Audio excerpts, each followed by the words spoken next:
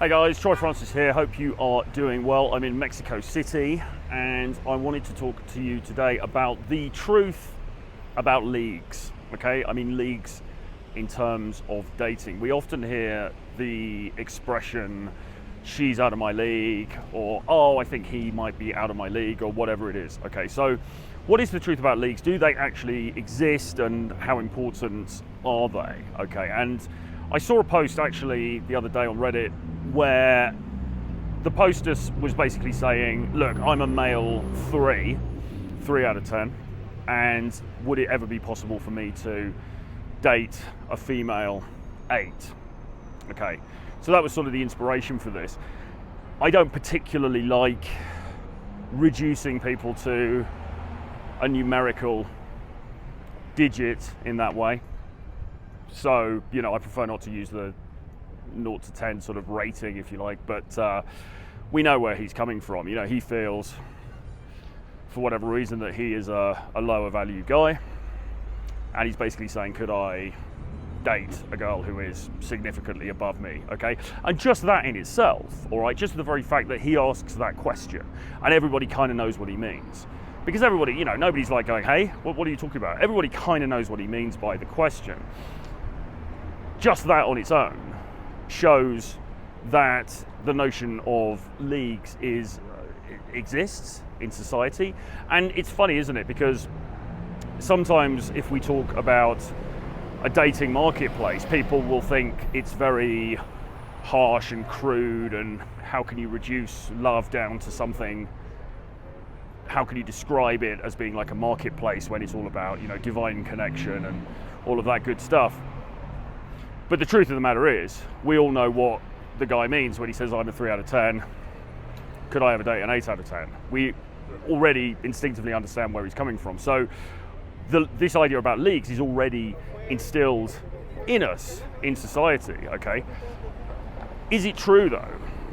And how much attention, gonna get run over here, how much attention should we pay to the subject of leagues? Well, look, what is true is that people want the best deal in the dating marketplace that they think they can get, right? And people talk a lot about female hypergamy, but it kind of applies to men as well, in the sense that if there's a guy and he's faced with 2 options, one of them is a woman who's, you know, low value, maybe she's not that great looking, whatever, and then another one he considers to be high value, maybe he thinks she's really beautiful, she's got other characteristics that he really likes.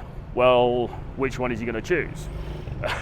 It's a bit of a no-brainer, isn't it? He's going to choose the one who he thinks is higher on the scale. So this idea of trying to get the best deal that we possibly can get is natural or endemic, let's say, for both sexes, for both genders.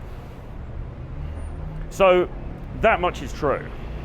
People are going to try to get the best deal that they can, okay? Now, a person, let's say a woman, for the purposes of this video, a woman is going to have an idea of her level of attractiveness.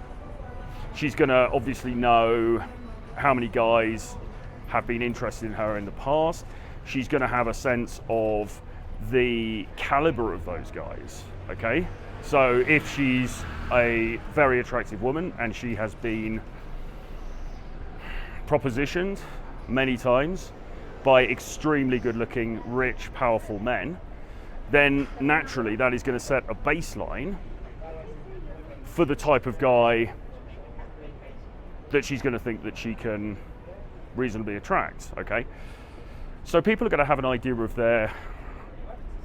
of what the type of person that they can get, the type of caliber of person that they think is likely to be attracted to them. And within that, or starting from that baseline, it makes sense, because this is just human nature, right? It makes sense that they are then going to try to hold out for the best possible deal that they can get, you know, the highest caliber mate that they can attract, all right? So that much is true. But it's not sufficient to say, okay, so therefore leagues exist, and if I'm a 3, then I can never get with an 8 or whatever, right? And it's this kind of fixed system, and everybody agrees on the parameters, and it's exactly the same anywhere in the world that you go, and so on and so on and so on, okay? Because it really isn't. The first thing that we have to take into account, and this is something that people of a more doomer mindset will disagree with, but nevertheless it remains true, is that people do have different tastes, okay? Men have different tastes and women have different tastes, okay? And I mean, men certainly do, because I know for damn sure, with some of the people that I associate with and travel with and things like this, there is absolutely no doubt that my taste is in the opposite sex is very different to theirs, okay? While broadly there could be some crossover, and while I think in most cases we might agree that yeah, you know, I can see that she's attractive, she's not necessarily my type, but I get the fact that she's attractive, there is nevertheless, and I can tell you this 100% for real, there is huge divergence in terms of our tastes. Now, with women it's the same, okay? And just speaking from my own personal experience, I know that there are women, many women, probably undeniably most women on the planet, who would not think that I was in any way attractive. But there are also a coterie of women who, for whatever reason, think that I'm great. They think that I'm the bee's knees. They think that I am very attractive indeed. You know, no accounting for taste, is there? But nevertheless, it's true. So, just that in itself, you know, why would that be the case? If I was definitely, if I definitely had a certain score on the scorecard, and that was unchanging, and everyone thought the same, then how would it be? How can it be that certain women think that I'm great and other women, you know, think, you know, have no interest whatsoever? How would that be possible? And I'm sure it's not just me that's experienced this. I'm sure you watching this, you've experienced this as well. Okay, so we know this to be true. Personal taste comes into it a lot, okay? Because my 8, if we want to use that scale, my 8 is going to be somebody else's 6, and somebody else's 9 is going to be my 5, okay? There is divergence, there really is. So that's the first thing. The second thing is that there are a lot of other factors that come into this, not least, and this is something that we talk about a lot, not least travel and going to different geo locations, okay? So if I am in, say, a big Western city, then my market value in that city is, broadly speaking, and again, you know, we have to make allowances for the anomalies, but broadly speaking, my value is going to be at a certain level. If I go to Colombia, or I go to maybe somewhere in Eastern Europe or wherever else, you know, you fill in the gaps, you know the kinds of places that we talk about, my market value is a lot higher for a lot more people, okay? Again, no universals here. The market is far more nuanced. As I've said many times on these videos, the dating marketplace is not homogenous. It's not this fixed entity. And it also varies depending on the individual. But overall, my market value in some of these countries is a lot higher than it would be in a big Western city, okay?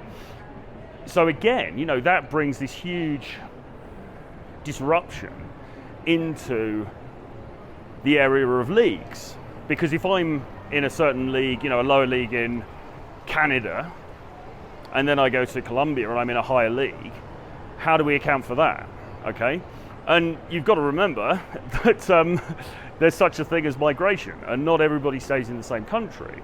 So walking around London, you might meet people from Poland, you might meet people from Brazil, you might meet people from India, you might meet people from Thailand, okay? And all of those people are gonna have a slightly different idea, depending on their life experience, of your position in the league table.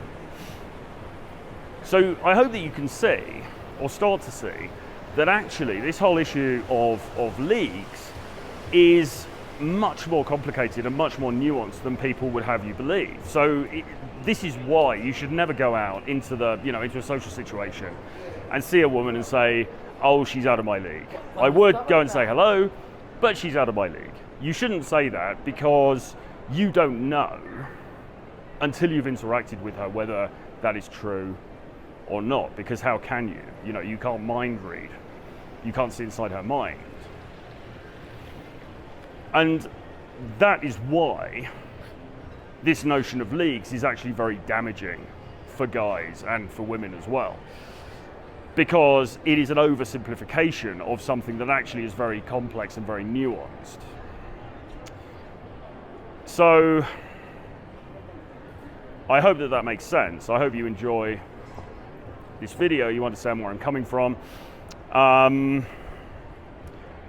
There's a sort of dual way of looking at this, really. On the one hand, yes, people are going to try to get the best that they can in the dating marketplace as they perceive it, and that's the important thing, that's the important caveat.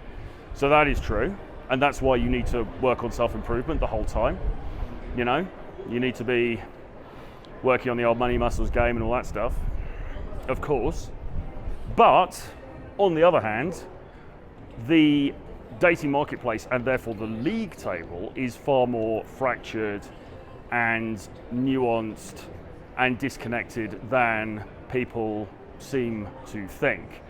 And for that reason, while you can acknowledge that yes, there is a marketplace out there, because people are trading what they perceive their value to be with what they perceive the value of other people to be, you should nonetheless more or less ignore the notion of leagues, because you don't know how somebody is going to perceive you until you've interacted with them. Okay? There we go. That is it. That's everything you need to know about leagues. Well, probably not, but I hope that covers or clears up a few things for you. I hope you enjoyed the video. Please do hit subscribe to the channel if you haven't done so already. Also, just drop us a comment underneath, let me know what you think about this subject. What else?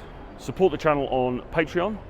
The channel is not monetized, so it really helps out if you can support us on Patreon. And also, if you would like to discuss your own dating life and what's happening with you at the moment and how I can maybe help, get on a free call with me.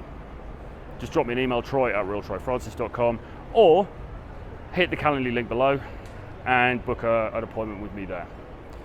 See you guys again very soon. From Mexico City, it's Troy Francis. Bye-bye.